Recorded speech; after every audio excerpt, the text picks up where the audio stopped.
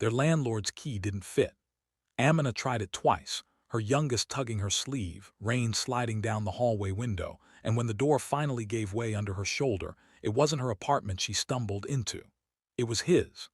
Kang Min-ho turned from the window with a glass of whiskey untouched in his hand, and something in his chest, frozen for 3 years, cracked open the moment he saw her standing there, soaked, terrified, and holding two children like the whole world could still end. Welcome to Afro K Love Diaries. Please like, share, and subscribe.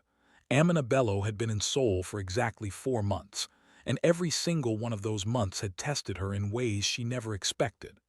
She was 31, a widow, a mother of two, and a woman who had crossed an ocean because staying in Houston after her husband's death had felt like drowning slowly in a house full of his memory.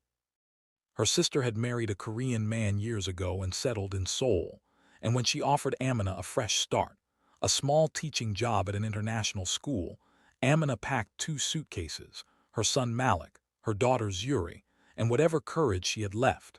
The apartment complex was new to her. The building had 2 towers connected by a shared lobby, and the numbering system made no sense to anyone who hadn't lived there for years. Her new key was supposed to open 12B, it did not. What it opened, through some mistake in the building's records that no one would ever fully explain, was the private elevator landing of the penthouse 2 floors above, the one belonging to the chairman of Kang Industries. She didn't know any of that yet. All she knew was that her door had opened onto marble floors and floor-to-ceiling windows and a man standing in the dark like a statue carved out of danger. "I'm so sorry," she said instantly, pulling Zuri behind her. "The key, I thought this was my." Min-ho didn't move for a long moment. He was 38, tall in a way that filled a room without trying, and the kind of handsome that made people forget what they were about to say. His face didn't soften easily. It hadn't softened in 3 years, not since the fire that took his younger brother and the business partner he'd trusted like family. But looking at this woman, drenched from the storm outside, one child gripping her leg and the other staring up at him with wide, unafraid eyes, something in him simply refused to stay cold. "On the wrong floor," he said quietly. "Know that now?" Amina said, mortified. "I am so sorry, sir. We'll go." The word left him before he decided to say it. He looked at Malik, at the boy's soaked shoes and shivering shoulders, and something about it undid him completely. "It's still storming. Let them warm up first." That was how it started. Not with romance, not with intention, just a mistake, a locked door, and a man who couldn't explain to himself why he suddenly cared whether 2 strange children caught a cold in his hallway. The next morning, Amina tried to return the favor with an apology basket of fruit she couldn't really afford, and found herself standing awkwardly in the lobby as the building staff bowed to Min-ho like he was royalty. She learned then from a whispering security guard exactly who she had barged in on.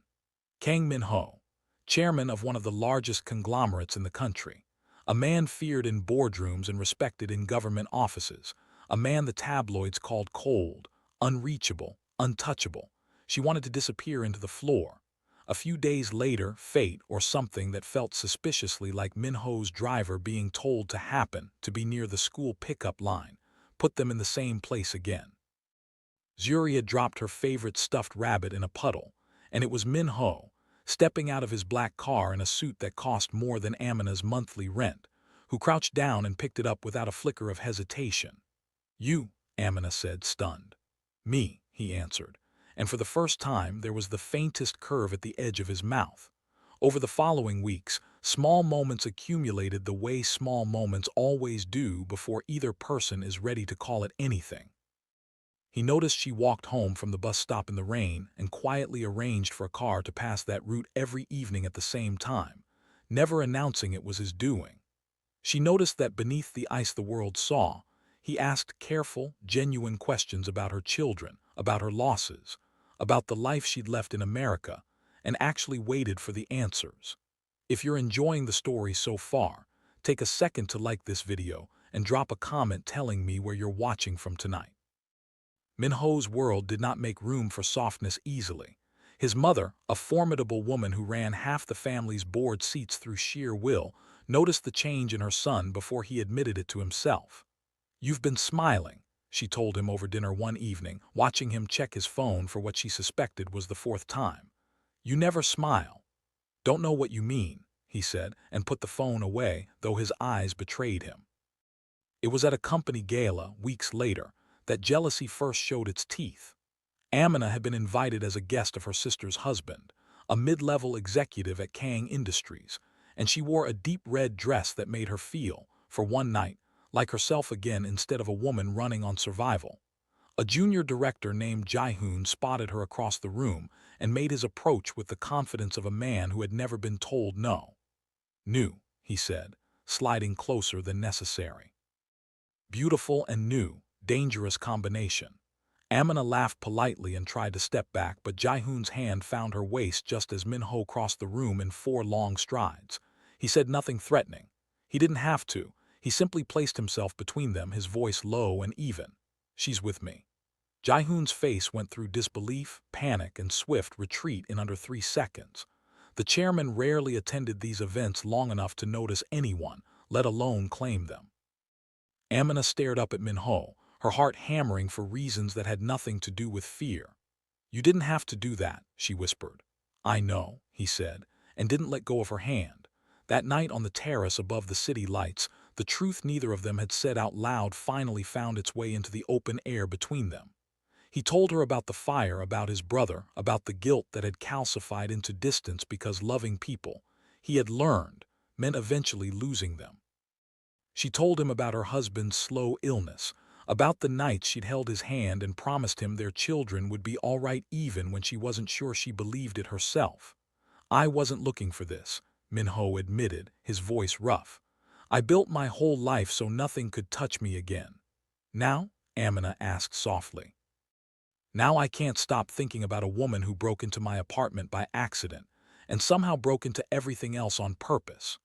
The following weeks blurred into something neither of them wanted to name too quickly: careful dinners, quiet evenings where Malik taught Min-ho how to lose spectacularly at video games, mornings where Zuri insisted he braid her hair even though his hands, so precise in boardrooms, fumbled endearingly with ribbons. He was becoming something he never planned to become again: present, needed, loved. But Min-ho's world did not release people gently, and danger had simply been waiting for its moment. The threat came from Han Suk-jin, a rival executive who had spent years circling Kang Industries, hungry for the empire Min-ho had rebuilt from ash. Suk-jin had learned about Amina, about the softness she represented, and understood immediately that a man in love could be maneuvered in ways a man who felt nothing never could. By the end of the week, the pressure began. A quiet smear campaign started in the business press, questioning the chairman's judgment, hinting that a foreign widow with 2 children was after his fortune. Amina found herself the subject of cruel headlines she never asked for, her photograph splashed beside speculation that made her stomach turn. She read the comments once. She never made that mistake again. "Never wanted this for you," Min-ho said one evening, finding her staring blankly at her phone, tears she refused to let fall gathering at the edge of her control. "I should have protected you from this before it started." "You can't protect me from people who have already decided to hate me," she said quietly. "Maybe this was always going to happen. Maybe I don't belong in your world." The words hit him like a blow. "Don't say that. I'm scared, Min-ho." Her voice cracked on his name. "Scared of losing myself in this. Scared of what happens to my children if this world decides we're not welcome. Scared of what happens to you if loving me costs you everything you rebuilt." He crossed the room and took her face in his hands, careful, certain. "You are not a cost, Amina. You are the only thing I've built that actually matters." That night, vulnerable and raw from a week of quiet cruelty and unspoken fear, something between them finally broke free of restraint. Words gave way to closeness. Closeness gave way to a tenderness neither of them had words for. And when morning came, Amina woke first, staring at the ceiling of his penthouse, terrified in a new and different way. What if this had been too much, too fast? What if he woke up and saw, in the daylight, all the reasons this could never work? She left before he stirred, slipping out with her children still asleep at her sister's, telling herself she needed distance, needed to protect her heart before it could be broken the way it had been broken once already. Min-ho did not accept silence easily. When his calls went unanswered, he went to her directly, standing outside her sister's door until she finally opened it. "You ran," he said simply. "I panicked. So did I every day since I met you," he said. "I panicked the first time I saw you and couldn't stop thinking about you. I panicked every time Malik called me Hyung and I realized how much I wanted to hear it again. I have been panicking quietly for months, Amina. I just decided it was worth it." She stood in the doorway, tears finally falling freely. "I don't want to be a headline. I don't want my children caught in a war I didn't start." "Then let me end it," Min-ho said. "Let me show you and everyone else exactly what you mean to me." Days later, danger stopped hiding behind headlines and became something far more real. Suk-jin, desperate and cornered as his manufactured scandal began losing traction against the sheer devotion Min-ho displayed in public, made one final reckless move. He had men follow Amina from the school, intending only to frighten her, to send a message that she should walk away quietly.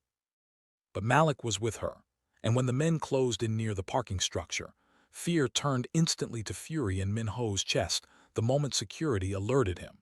He arrived before the police did. What Suk-jin's men found waiting for them was not a grieving widow easily cowed, but a mother who placed herself between her children and danger without a moment's hesitation, and a chairman who arrived with a controlled, terrifying calm that made even hardened men step back. "Touch them again," Min-ho said, his voice a blade wrapped in silence, "and I promise you will spend the rest of your life regretting it." Suk-jin's operation collapsed within the week. Evidence of the harassment, the fabricated stories, the coordinated smear campaign, all of it surfaced through Min-ho's own quiet, relentless investigation, handed directly to the board and then to the authorities. Suk-jin was removed from his position in disgrace, his reputation the one now shattered across every headline. If this story has you feeling something right now, go ahead and hit that like button and tell me in the comments, would you have stayed or run in the aftermath, standing once again on that same terrace where they'd first told each other the truth. Min-ho took both of Amina's hands in his. "Know this world scared you," he said. "I know I can't erase the headlines or the fear or what almost happened, but I can promise you this. Whatever comes next, you will never face it alone again. Not you, not Malik, not Zuri. I want to build a family with you, the real kind, the kind I thought I lost the right to have." Amina, breathless, looked at the man who had once been a stranger behind a locked door and was now the center of everything she hadn't known she was allowed to want again. "Ask me properly," she whispered, laughing through tears. He knelt, right there under the city lights, and asked. 6 months later, the wedding took place in a garden overlooking the same skyline, Malik walking his mother down the aisle with a seriousness that made every guest smile, Zuri scattering flower petals like she'd been born for the role. Min-ho's mother cried openly, whispering to anyone who would listen that she had always known her son needed a woman brave enough to knock down his walls, even if she did it by accident, through the wrong door, on a stormy Seoul night that changed everything. And months after that, when Amina sat across from Min-ho one quiet evening, sliding a small photograph across the table toward him, his hands trembled around the sonogram image the way they never trembled in the boardrooms that once defined his entire existence. "We're really doing this," he whispered. "We already did," Amina said, smiling, resting her hand over his. "The day I knocked on the wrong door. Thank you so much for watching tonight's story. If Amina and Min-ho's love found its way into your heart, don't forget to like this video, subscribe to Afro K Love Diaries, and let us know in the comments what you would have done if you were standing in Amina's shoes that stormy night. We'll see you in the next story.